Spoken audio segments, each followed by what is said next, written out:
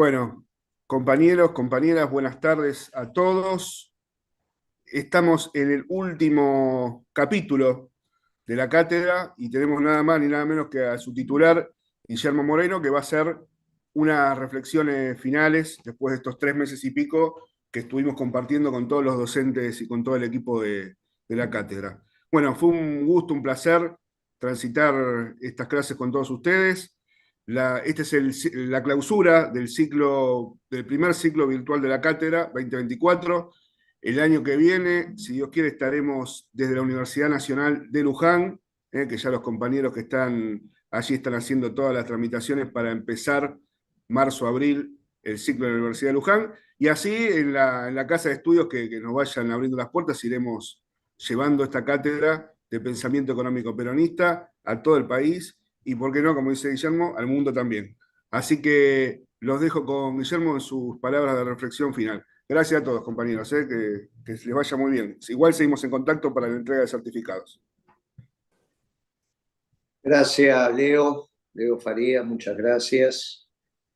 Te agradezco el esfuerzo, te agradezco la organización y te agradezco que seas el que haya impulsado la primera cátedra que se da en nuestras universidades sobre el pensamiento económico peronista. Eh, Suele haber dificultades en la casa de estudio. En realidad intentan que el pensamiento peronista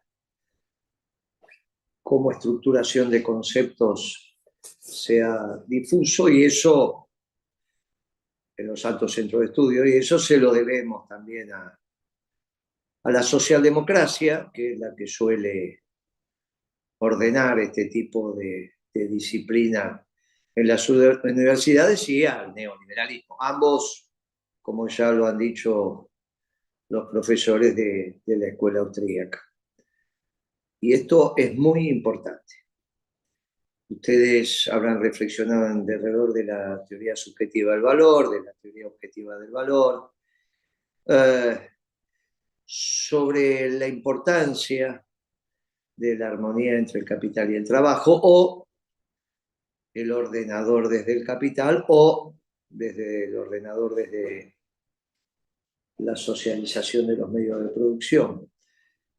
En las primeras clases y posteriormente han avanzado sobre el herramental estrictamente técnico para comprender cómo tienen que ser las decisiones de un plan económico peronista.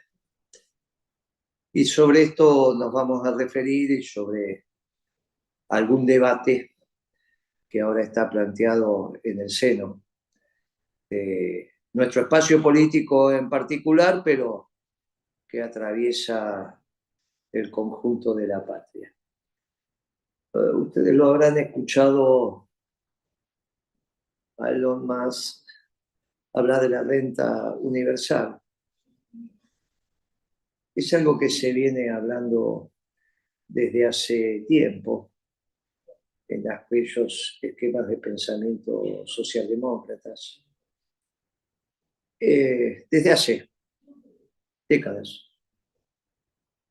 Pero ahora decididamente hace parte del núcleo duro de la reflexión, incluso de lo que podría ser el próximo gobierno peronista.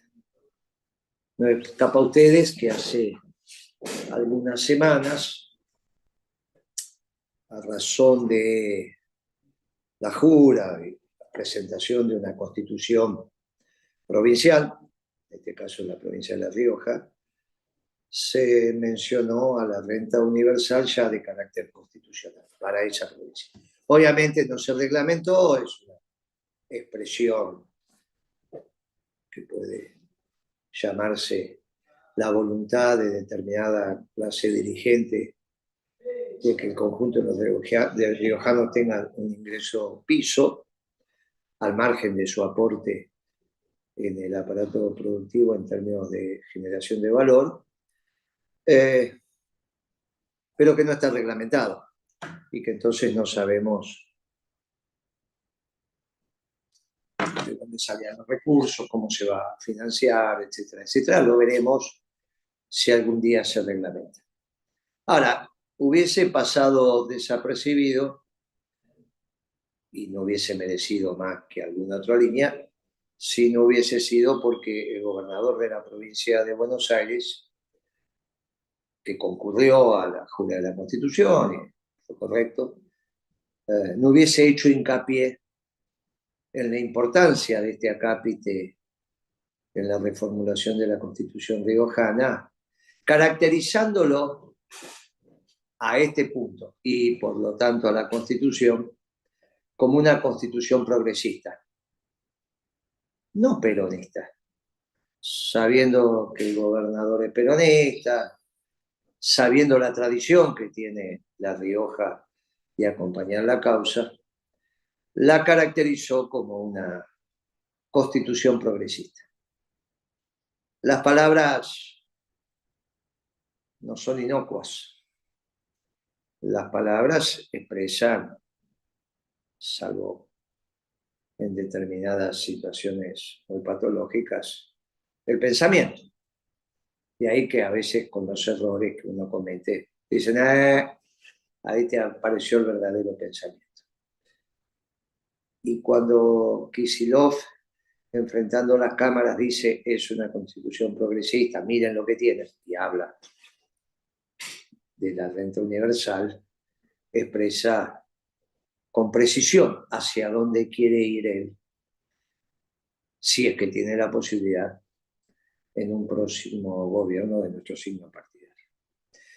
Y esto no es menor, porque ya hemos desarrollado, y espero que lo hayamos conseguido en esta cátedra, explicar que la estructura de pensamiento socialdemócrata no soluciona los problemas de Iberoamérica,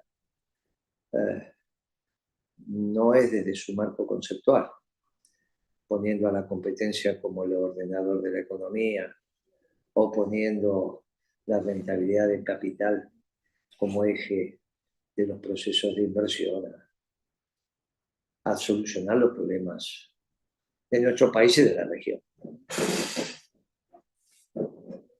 Está claro que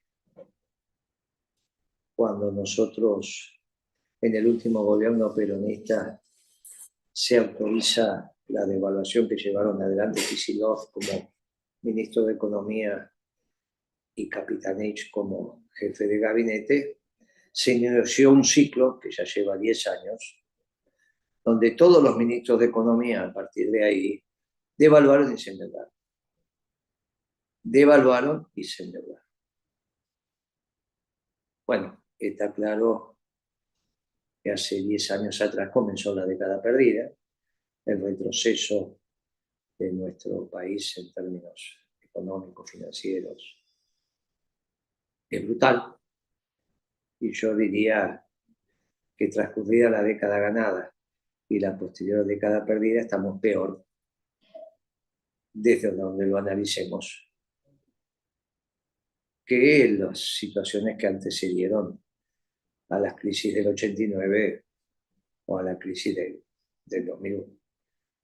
Una le tocó al gobierno de Alfonsín, obviamente por los errores cometidos en el diseño de su política económica, y otra le tocó a Daniel Aduar, bajo las mismas condiciones. Y ahora viene un debate que debemos tener muy profundo sobre cuáles van a ser los ejes en términos de política económica del próximo gobierno peronista, si así Dios lo permite. Nosotros en el grupo de economistas que convocamos de las distintas vertientes dijimos con claridad que había una nueva gesta que le estábamos planteando al pueblo de la patria, que era la gesta de la reindustrialización. ¿Y por qué? Y porque es la única manera de agotar la fuerza de trabajo, esto es, de todos aquellos que ante la pregunta de la encuesta permanente de hogares de si trabajan, contestan sí, Y si contestan no, si buscan trabajo. Y si contestan sí, ahí nos aparecen los ocupados y los desocupados en la población económicamente activa, que son los que tienen voluntad de trabajar, son los que dicen o trabajo o busco trabajo. Si la respuesta es trabajo no, busca trabajo no, hace parte de la población económica no activa, que en su máximo esplendor estamos en el 50-50 y si no estamos en el 48%, 49%, depende de las características. O sea, la mitad de la población argentina, con su labor diaria, de los días hábiles obviamente, es la que genera los bienes y servicios que consumimos. El resto de la población, y muchas de ellas, que son las amas de casa, que también puede haber amos de casa, deciden trabajar muchísimo, pero no es un trabajo por ahora remunerado. No podemos decir que las que se dedican o los que se dedican al cultivo del hogar no trabajan. Es un trabajo. No tiene ingreso, pero es un trabajo. ¿Tenemos que remediar eso? No hay duda. Por eso la jubilación a la ama de casa fue una gran medida del último gobierno peronista.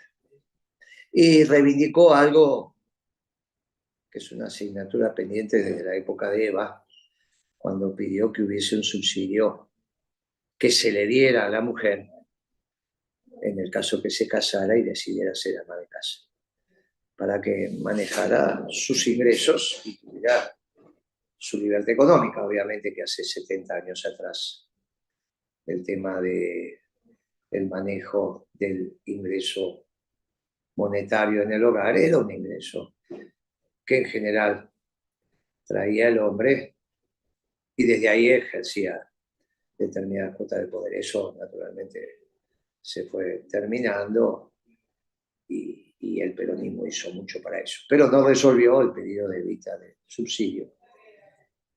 Y el incremento de nuestra pobreza como sociedad, producto del desorden de nuestro aparato productivo, hizo que subsidiáramos otra cosa menos lo que Evita pidió.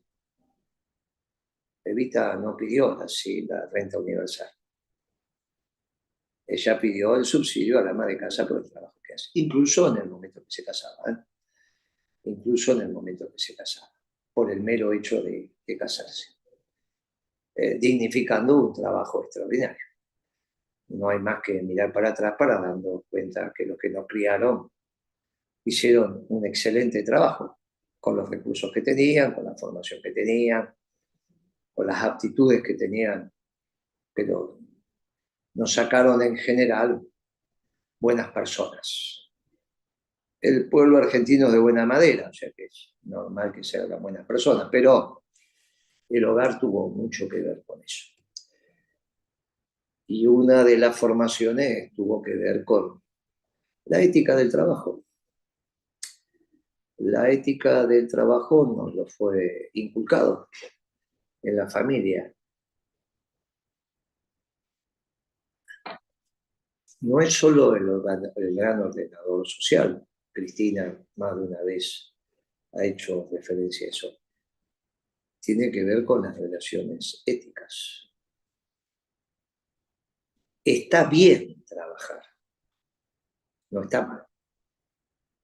Está bien. Esa consigna trasladada al mundo de la política y la campaña electoral hizo decir que para el peronismo hay una sola clase de hombres los que trabajan y que confrontamos con los oligarcas definidos estos que los que viven del trabajo ajeno y de la renta. porque las 20 verdades tuvieron que ver con eso, con sistematizar nuestra doctrina en consignas de fácil aprendizaje y de guía para nuestro vivir y para la conducción de los destinos de la patria. Que hay una sola clase de hombres los que trabajan, también nos ubica en el lugar de la teoría objetiva del valor, que es compartida con los liberales y que es compartida con los marxistas, con los cuales debatimos en el mundo de la distribución. Con los marxistas también debatimos en el mundo de la propiedad. Pero con ambos debatimos en el mundo de la distribución. Los liberales diciendo, si puedo me la llevo toda, y entonces el valor agregado, que es la retribución a los factores de producción, serían sustancialmente los vinculados al mundo del capital. Los marxistas aceptando el trabajo como el generador de valor, pero diciendo para una sociedad igualitaria o equitativa tendiendo a la igualdad, tenemos que meternos con el derecho de propiedad. Error. Uno es una variable stock, el capital, la otra es una variable flujo, el ingreso. Pero bueno, era una disciplina nueva cuando esto se estaba estudiando. Perdón, esto suele pasar. Te llamo luego que estoy en un Zoom, por favor. Tomá, llévate esto y me vas atendiendo. Entonces, con la evolución de la disciplina nos dimos cuenta que se podía armar una sociedad justicialista respetando el derecho de propiedad. Eso es el peronismo. Una sociedad justicialista que equilibra las cargas en la distribución del ingreso y que respeta la propiedad. E incluso el modo de producción. El modo de producción capitalista. En la distribución, justicialista. Toda la actividad que se realice en la esfera pública y el comercio se realiza en la esfera pública corresponde al ordenador superior, en este caso el gobierno, regular y normal. Corresponde. Y casualmente en la esfera pública es cuando la mercancía adquiere valor. Y eso es cierto, mercadería que no se puede comercializar no vale nada. No vale nada. Si no lo puedo vender, puede tener un valor de venta, y ese es el valor contable. Si se vende, si pasa de moda, si se estropeó, etcétera, etcétera, etcétera, es chatarra o directamente basura. Bien. Para esa unidad de producción es basura. Para otra unidad de producción que se dedique y que está estudiado desde la economía de la recolección. Cosa interesante, porque la economía de la recolección, como vector dentro de la gran economía, no solo es la basura, son los cartoneros, los que recolectan los yuyos medicinales. Y qué divertido también el petróleo, ¿no? Finalmente, cartoneros, los que recogen basura, y los petroleros como un subconjunto de la minería. El producto en sí es gratis, el costo tiene que ver en el caso del petróleo con la extracción y la exploración, encontrarlo y sacarlo. Exploración y extracción, en el caso de la minería igual, En el caso del cartoneo, igual. Cartón que se recoge como cartón es gratis. Obviamente que después hay un esfuerzo enorme del hombre que lo hace. Y la basura, con nuestros impuestos pagamos para que se la lleven. El que recoge la basura, la carga en el camioncito gratis. Por eso es un negocio tan preciado.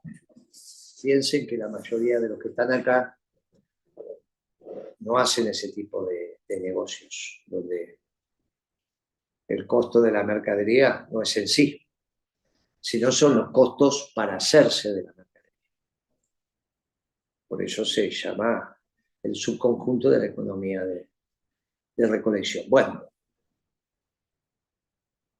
pero en este diálogo que tenemos con los marxistas y con los liberales alrededor del trabajo, no lo tenemos con los progresistas y los neoliberales, porque no tienen al trabajo como el centro de la actividad económica, sino al capital, y por eso la teoría subjetiva del valor. Y la negación de los costos es porque ¿para qué vamos a hacer costos de un producto cuyo precio de venta es el que se quiera pagar? Es una derivación lógica de la teoría subjetiva del valor.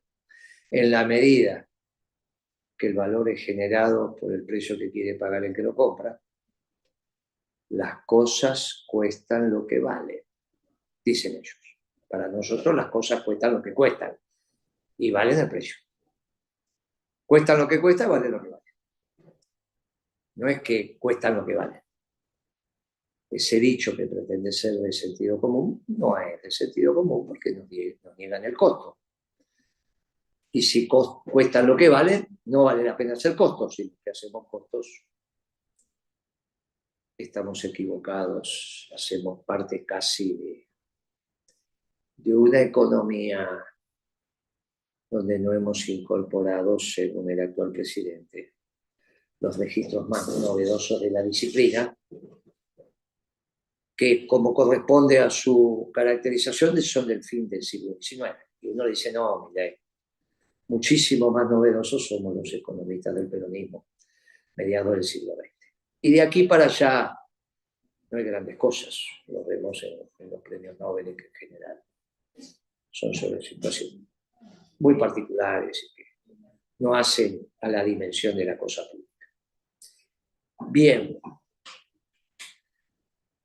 no hay diálogo con el progresismo, no hay diálogo con el neoliberalismo, que ponen en el centro de acumulación de capital al vector especulativo rentístico. Por eso se ordena a partir de la tasa de interés el conjunto de la economía.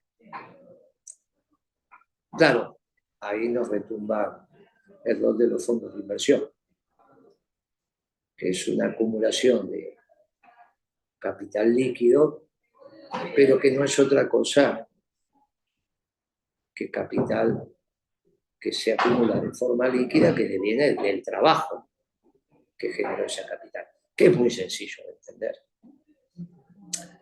Finalmente, el capital entendido como máquinas y herramientas, más el saber hacer en términos de tecnología, no es otra cosa que trabajo que ha quedado acumulado en un bien que no es de consumo, sino que es de inversión.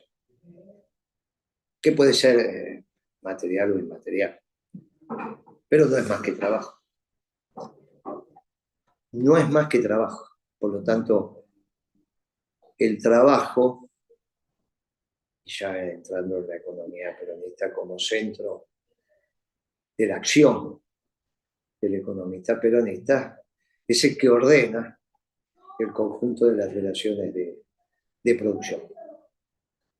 Solo eso, para nosotros, los peronistas que también aceptamos la creación como el origen, aunque hay muchos peronistas que no la aceptan y son extraordinarios compañeros, hay muchos jefes partidarios que son agnósticos o ateos, pero en general tienen mucho respeto por la religiosidad popular que viene dada por los distintos ritos, en general monoteístas. Algunos no lo son, pero en general monoteístas, sea el judío, el cristiano, el musulmán, con sus distintas maneras de vincularse con Dios. Pero para nosotros los peronistas, también el trabajo implicaba una vinculación con el superior, con el creador. Cuando uno se insertaba en los inicios en el mercado laboral como aspirante y en un mercado muy particular, que era el del aprendiz, que iba a mirar y que estaba muy lejos del trabajo todavía formal. El incentivo es, anda que también estás dialogando con Dios. Bueno, de ahí han salido muchas órdenes religiosas. Orar y trabajar. El trabajo también es el diálogo con Dios, de ahí el precepto bíblico, que ganarás el pan con el sudor de tu frente. También el trabajo tiene que ver con el saber. Hay posibilidades de saber sin trabajar. Trabajo de ama de casa se aprende cuando se es ama de casa. O el que corresponda a llevar adelante su casa. No niego que el hombre se quede y la mujer salga a trabajar. No estoy haciendo eso a mi término genérico. Pero se aprende. Se aprende en el hacer. Aprendemos a educar a nuestros niños, educando. Se aprende haciendo. Es el famoso libro, Amo, esclavo, esclavo, amo, ¿no? Cuando el amo deja de saber porque ya no trabaja, depende del antiguo esclavo para hacer las cosas que finalmente se transforma en el nuevo amo y el amo en el nuevo esclavo. El viejo amo en el nuevo esclavo. No pasa. Imagínense, si pudiera yo estar haciendo esto, si no tuviera 3 secretarias, tengo 3. Imposible que sepa lo que ellas hacen. Y ya en mi negocio podría hacer una factura electrónica, nada, pero no a la velocidad que la hacen que factura. ¿Puedo preparar pedidos? Pues no a la velocidad que lo hacen los muchachos del depósito. ¿Puedo manejar el CLAC? Puedo, pero no a la velocidad que lo hacen los muchachos que manejan el CLAC. ¿Puedo calcular la lista de precios? Sí. Todo eso lo hice, ¿eh? Todo eso lo hice cuando hice mi negocio. Pero hace muchos años y dejé de hacerlo. Pregúntenle al Nequiano, el dueño del grupo de Nequiano. ¿Cuántas cosas no sabe hacer de los que a él le pagan para que lo haga? Claro, el trabajador te hace saber. El presidente no sabe trabajar de presidente. Aprende a trabajar de presidente. Como se aprende a trabajar de economista, trabaja de economista. Después es muy difícil explicar cuál es el trabajo de economista. Se aprende haciendo. Y Friedman decía que tenían que pasar 15 años de graduado para saber algo de la disciplina. Y en eso hay consenso al margen de las ideologías, hay consenso. De 15 a 20 años quizás. Y sobre todo transitando el mercado, de la definición correcta del mercado, no la City. El mercado, donde se hacen las transacciones de bienes y servicios, para aprender la profesión. Entonces, te ordena, dialogas con Dios, sabes, cuando se trabaja se aprende, pero también está la discusión y la participación más relevante. Se genera excelente. Participás en la discusión del excedente. Se participa en la elaboración y en la apropiación de ese excedente económico, que en el caso de la Argentina es único. No hay dos circuitos económicos. Hay solo uno. En el del petróleo es muy sencillo. Arrancan encontrándolo, lo sacan, lo destilan y después tenemos la energía que necesitamos, una de las fuentes de la energía fósil. En el caso del cartón, y tenemos el papel reciclado y las bolsas de papel reciclado que en general se utilizan en los shoppings para la clientela ABC, ABC o AB, ahora a esta altura me parece que ya es AB. Empiezan con el cartón y terminan con una bolsa de reciclado. Todo eso es el excedente. Lógicamente, arrancamos que lo que es costo para un segmento, el precio de venta para ese segmento, costo para el próximo y así sucesivamente. Pero hay una discusión sobre la apropiación del excedente. Si no trabajamos, ¿cuál es la discusión? Y este es el rol más importante. Porque el debate es sencillo si decimos que queremos que en la encuesta permanente de hogares el que sea encuestado conteste en lo posible con 2 sí. ¿Quiere trabajar? Sí. Listo, ocupado. ¿Quiere trabaja? ¿Trabaja? Sí o no. ¿Trabaja? No. ¿Quiere trabajar? Sí. Ahí nos contestan con un no y un sí. Y en realidad deseamos que nos conteste con 2 sí. Sí trabajo o en su defecto sí quiero trabajar. Y si todos los que contestan sí llegan al 49-50% de la población, encantado. Si llegamos a que la población económicamente activa tiene un 2% de desocupación friccional, que son aquellos que están cambiando de trabajo y justo en el momento les llegó el encuestador, bueno, estamos felices también. Pero en términos conceptuales estamos diciendo que queremos una población económicamente activa como la tuvimos en la Argentina. Y no que me digan, trabajan no, buscan trabajo no, ya no. Ya me cansé de buscar trabajo. Y entonces vivo de la renta universal.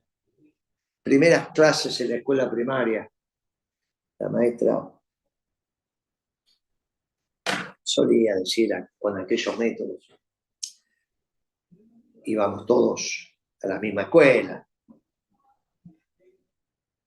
Estaba este diseño de las escuelas de gestión privada, no era tan común. Algunas de la escuela parroquial.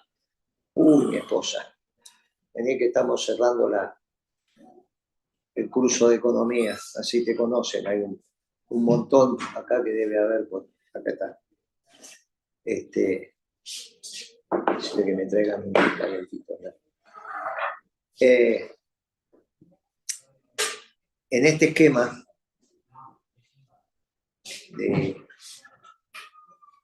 de nosotros haber sido educados con la maestra preguntando de qué trabaja tu papá, el encargado del edificio, el portero, el abogado, el tintorero, bla, bla, bla, bla.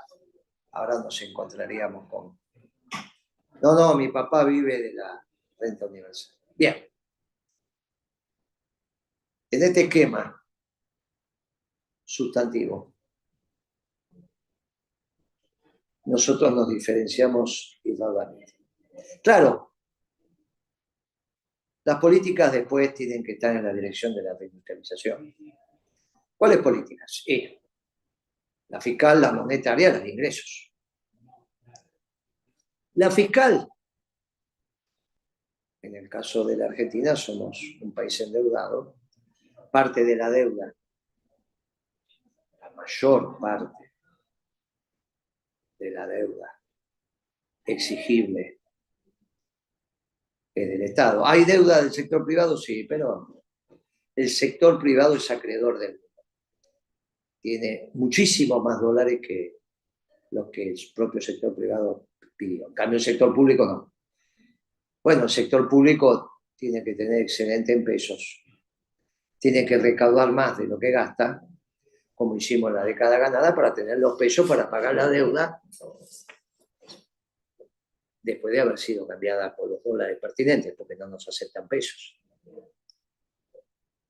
Y entonces, ¿de dónde salen los dólares? Y del sector externo. Tenemos que tener un sector externo equilibrado, igual que un sector fiscal equilibrado. Tenemos que tener excedente en pesos, por eso tenemos que tener superávit primario.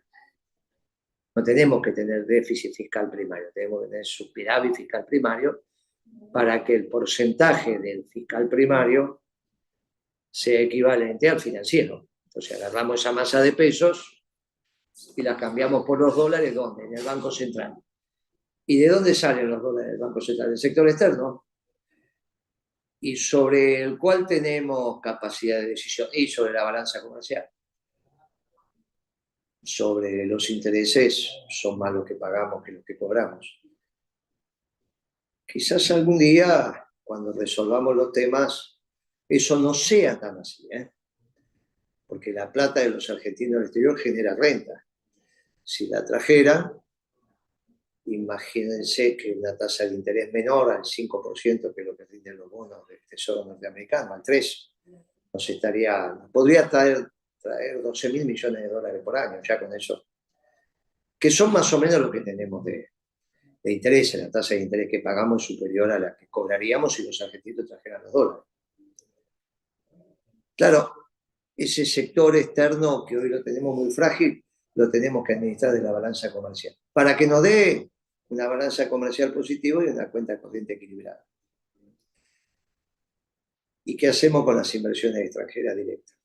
No hay ningún inconveniente, siempre que tengamos claro las condiciones endógenas del desarrollo, que significa que la tasa de ahorro doméstica alcanza para tener una tasa de crecimiento del 3-4% anual ininterrumpido. Pero queremos crecer al 7-8%, bueno, ahí hay un ahorro plus, que es el ahorro de los argentinos en el exterior, que tienen que venir, tienen que volver, en tanto y en cuanto seamos capaces de generar rentabilidad en todos nuestros vectores económicos, de tal manera de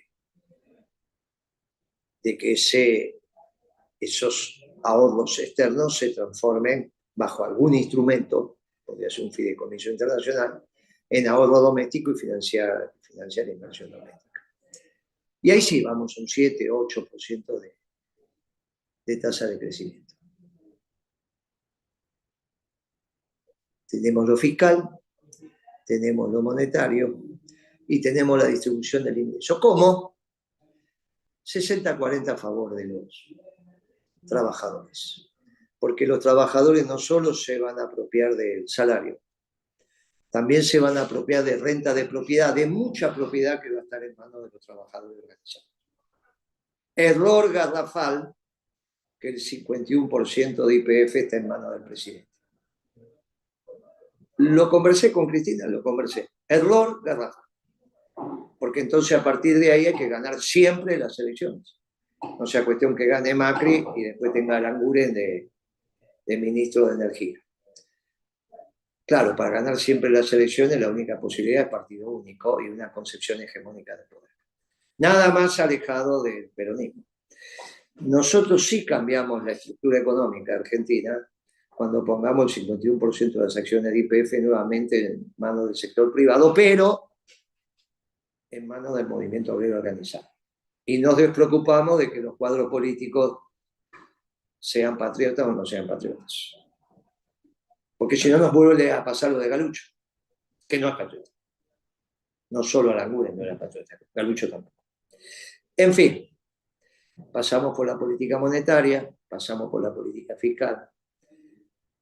En la política fiscal, obviamente, el superávit, el ganar más, el recaudar más de lo que gastamos, tiene que ver también con las retenciones que nos permite, a su vez, disminuir el precio de la comida, desalinearla del precio internacional, y eso pega también en la distribución del ingreso.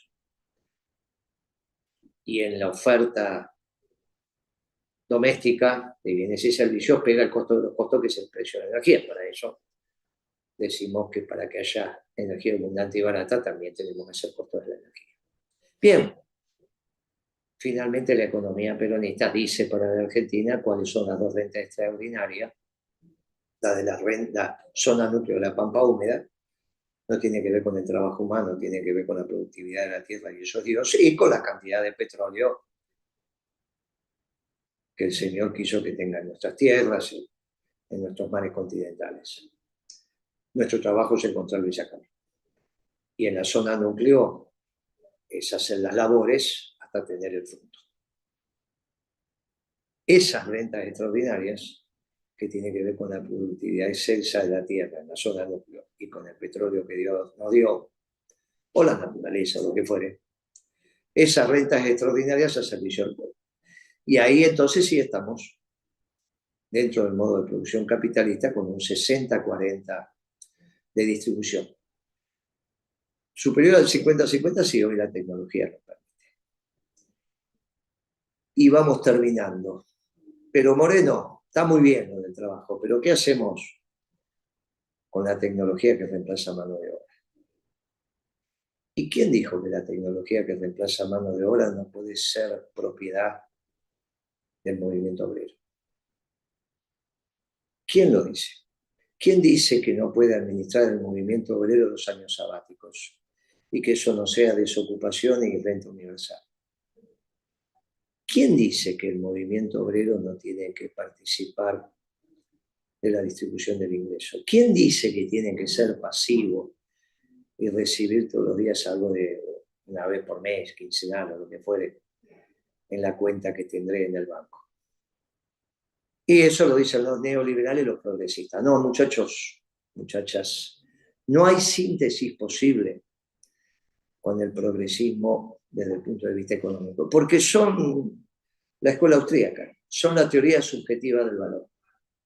No tienen al hombre en el centro de la economía, no tienen a la familia, no tienen los valores que genera el trabajo. Y en realidad me hace un ser pasivo. Qué divertido el sindicato de los que reciben la renta universal. No, muchachos, no es por ahí. No la vieron, no la ven y no la verán, como diría el señor presidente, que esperemos que esto dentro de la ley y el orden y en el marco de la Constitución se termine lo más rápido posible. Porque esto no es el 89, esto no es el 2000. A Macri le faltaban dólares, se pudo endeudar.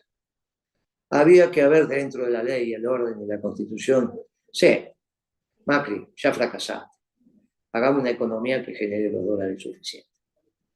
Bueno, no, salió a endeudarse. Alberto Fernández renegoció, horrible ese préstamo, lo renegoció. No tuvo que pagar, lo renegoció. Y estiró endeudándose adentro, emitiendo, estiró. Ahora a este chico Milei, de Chapita, le toca pagar. Y no están los dólares, ni van a estar. Por más que inventen otro dólar soja, imagínense, otro dólar soja para que el campo liquide, o sea que el sector más productivo de la Argentina necesita un tipo de cambio más alto. ¿A quién se le ocurre hacer una devaluación para un solo producto? ¿A quién se le ocurre? Y al producto que tiene más rentabilidad. Imagínense que si el tipo de cambio no alcanza para la soja, no alcanza para nadie. Hay que juntar los dólares, se juntan, con un tipo de cambio competitivo y administración de comercio. La administración de comercio, porque el tipo de cambio competitivo no tiene que deteriorar el salario. Por eso devaluar sin compensar, como pasó desde el 14 en adelante, desde el 2014 en adelante, desde enero del 2014 en adelante, se devalúa, se endeuda y no compensa. En el caso de Macri, al revés, todavía sacó las retenciones. Bueno, por eso la administración de comercio, para que nuestras empresas también tengan hegemonía en el mercado interno. Todo esto en la economía peronista. ¿Es sencillo de hacer? Sí.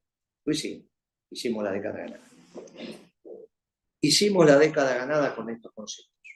¿Los hemos podido sistematizar? Sí. ¿Los hemos podido ordenar conceptualmente? Sí. ¿Le toca a los economistas del peronismo ponerlo en práctica? Sí.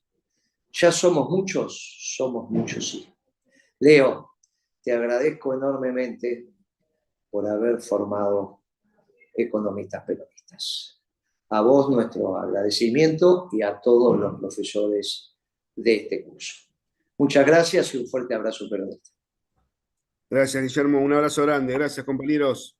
Un abrazo a todos.